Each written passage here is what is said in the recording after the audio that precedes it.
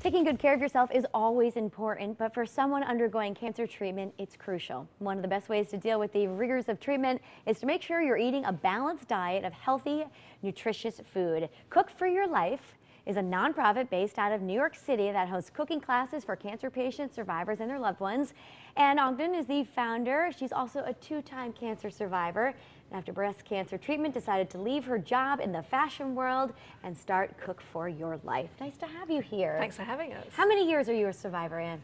Actually, I guess 13 years for my first cancer, and then 8 years for my second cancer. And you had a real big job in the fashion world, and you just decided to get up and leave?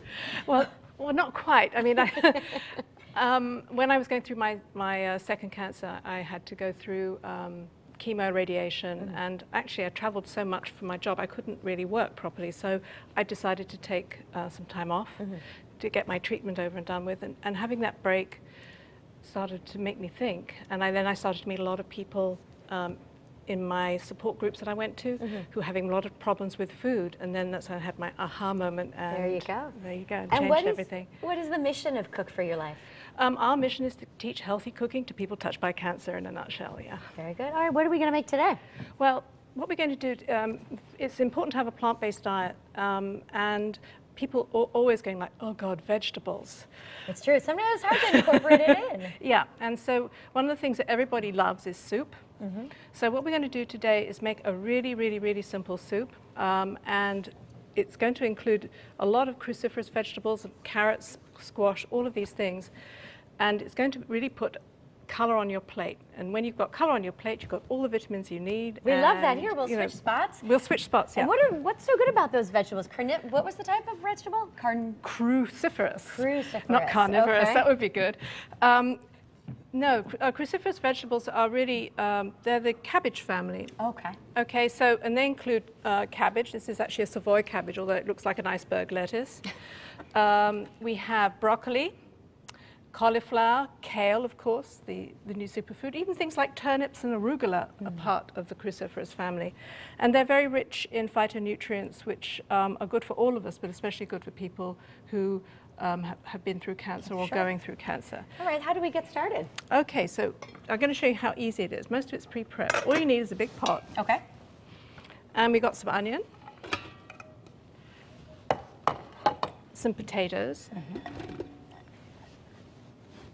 Seems like the only hard part here would be all the chopping, Anne, right? Well, actually, you know, what's so great about carrots, what's so great about many of the stores these days is that they sell vegetables pre-chopped. That is true. So this is a great way to use them up, actually.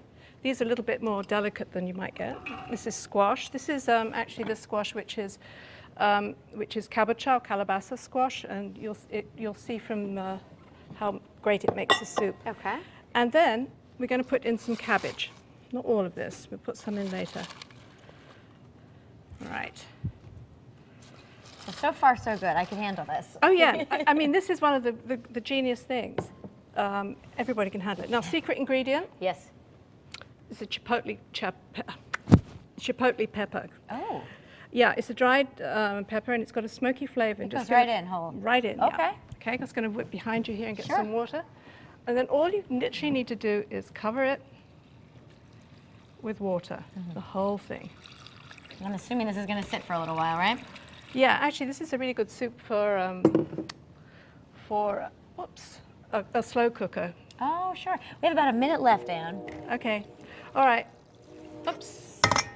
So that's it. You can just leave that to cook, and then when it comes up, let's push this back. Sorry about that.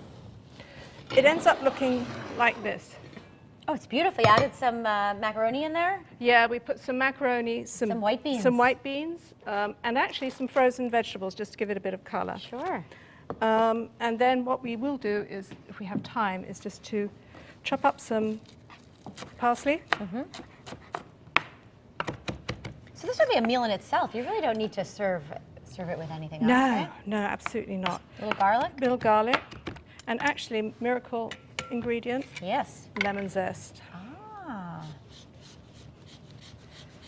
Very nice. You just chop that all together. And then you can just put it in each individual bowl of soup. I actually put a little bit of oil in there, and that's kind of it. Very good. Well, Ann, thank you so much for being here. It looks delightful. I can't wait to dig in. Of course, we'll have the recipe over on WTNH.com. Just click on Style. And